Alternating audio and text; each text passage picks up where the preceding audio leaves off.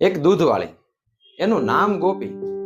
ગોપી રોજ માથા ઉપર મટકી મૂકીને ગામમાં ઘરે ઘરે દૂધ વેચવા માટે જાય.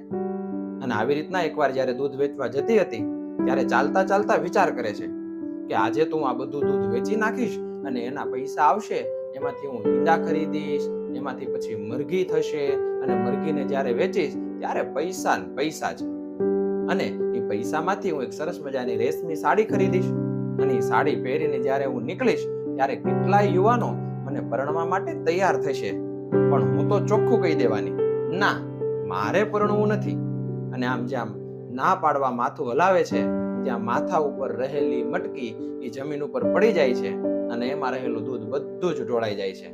અને આવી રીતના પેલા ઈંડા, મરઘી, રેશમી સાડી અને પેલા નવ યુવાનો બધા જ દેખાતા ગોપીને બંધ થઈ જાય છે.